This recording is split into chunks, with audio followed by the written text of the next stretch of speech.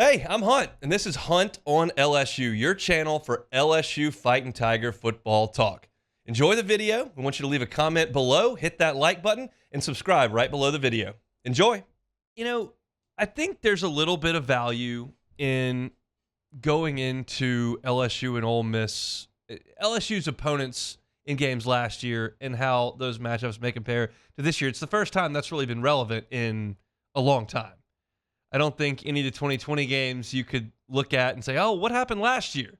Well, there's no more Joe Burrow, and there's no more Jamar Chase, there's no more Justin Jefferson and Clyde Edwards-Helaire and Thad Moss and the whole defenses in the NFL. So you don't really have much there, and LSU's juggling coordinators year over year, and then there's a head coaching change, and there are new coordinators, and basically LSU was not fielding anything close to the same team year over year, and certainly had shakeups on the coaching staff. But now, with the continuity that LSU's had, specifically on the offensive side of the ball with personnel and just the staff as a whole, I do think there's a little bit of value if that same continuity appears on the other sideline. I thought there was reason to take things from LSU and Florida State last year.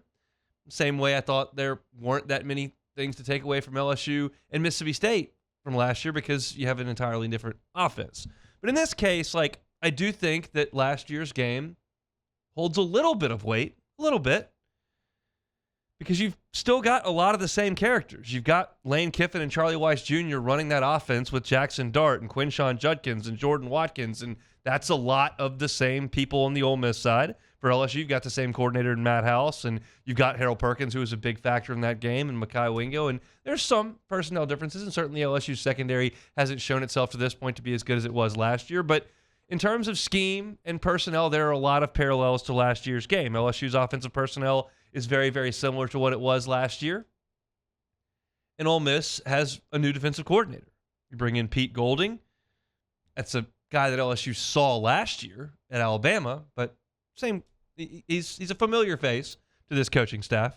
Remember last year, Ole Miss got up 17-3 in the game against LSU. That was right at the beginning of the second quarter. The first play of the second quarter, Ole Miss scores a touchdown to go up 17-3. Ole Miss to that point had gone on two 75-yard touchdown drives, was just dicing LSU up every single way. And from that point on, with 14 minutes and 57 seconds left in the second quarter, LSU outscored Ole Miss 42-17. Jaden Daniels was excellent, 21 of 28 for 248 yards and 2 touchdowns. He also carried the ball 23 times in that game for 120 yards and 3 touchdowns. He accounted for 5 touchdowns in the game. Jackson Dart had a really good start to the game, really wasn't very good late in the game. 19 of 34 for Dart were 283 yards. He did not throw a touchdown pass and only 10 carries for 7 yards. Quinshon Judkins did have 25 carries for 111 yards, and that's something that he hasn't found at all this year. Judkins has not cracked 75 yards this year on the ground. So there are a lot of similarities with these two teams, but there are certainly big differences.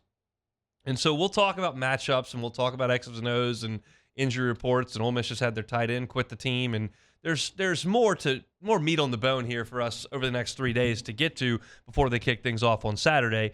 But I also found myself asking the question this morning, who is this a bigger game for, LSU or Ole Miss? And I'll lay out both cases. You can decide for yourself, and I've got my feelings on it. But look, Ole Miss has aspirations under Lane Kiffin of winning the West. That's not always realistic in Oxford. They feel it is with Lane Kiffin at the helm. He's scored points. He's beaten everybody in the West except Alabama. They've been to the Sugar Bowl.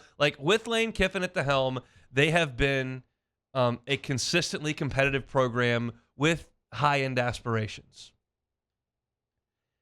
And entering the game last week, it was reasonable for an Ole Miss fan to say, we've got a real shot. Alabama's offense hasn't been very good.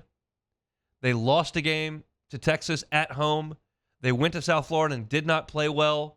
We've got a returning quarterback who's a veteran. We played them close last year, and they were much better with Bryce Young. We've got a chance to win that game. And if we win that game in Tuscaloosa, we come home to play LSU for a chance to control the West. Doesn't mean you've won it. Got a long way to go. But a chance to control the West. And that doesn't happen very often in Oxford. And then they lost last week. And now, if you lose to LSU, your opportunity to win the West is about cooked. There's probably a scenario where Bama loses 3 games and LSU loses 3 games, and you could probably cook it up somehow, but the likelihood of that happening is not very good.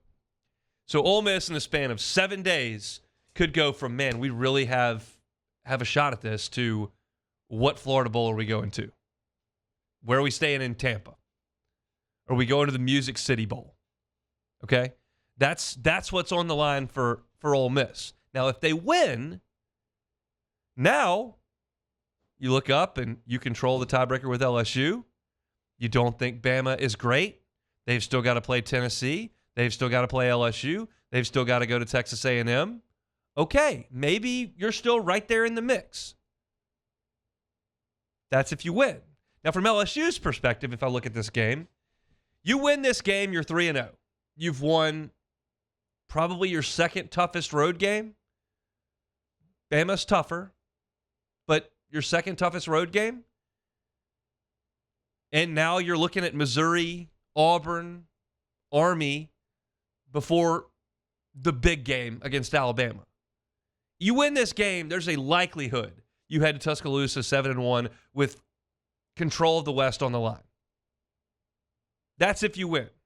If you lose, you've got 2 losses. You're probably not going to win the national championship. Now, Hester and Flynn were in this studio this morning, and they can attest that it's possible. But you're probably not. And if you're sitting there and you're listening to me and you're going, why are we talking about a national championship? We can't stop Arkansas throwing the ball over the yard.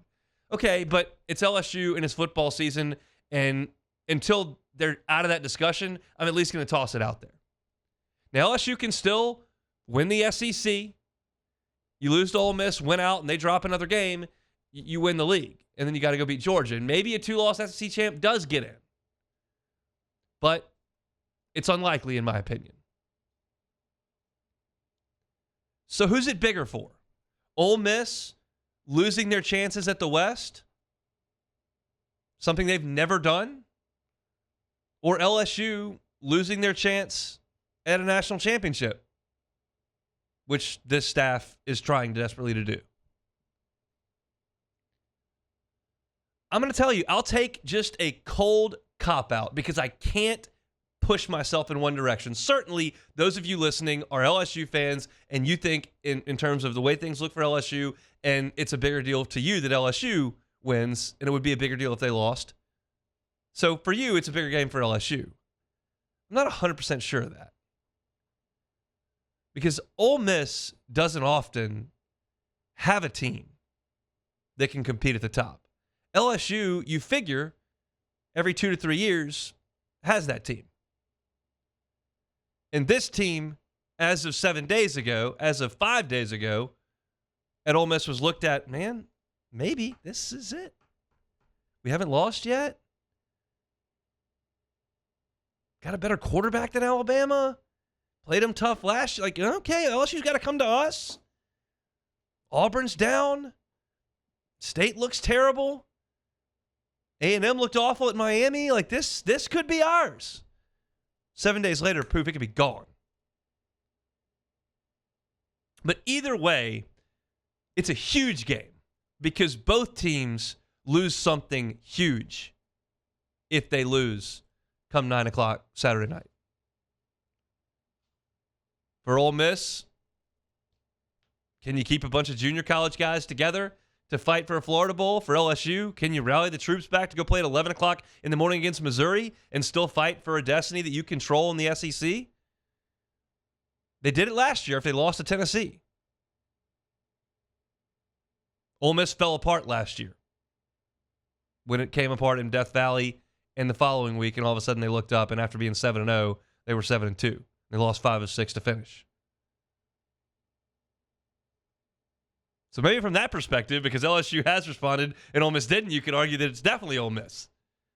But I guess the point of the entire exercise of who's it a bigger deal for is like, man, this one's a big one on Saturday. It is a big, big game. Loser hits the showers, leaves the stadium, and has some real soul searching to do.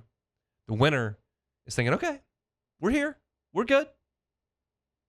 college football is such a week-to-week thing because of the magnitude of every game. This one certainly applies to that. I didn't feel that way entering the Arkansas game. You kind of felt like, okay, LSU's going to handle their business.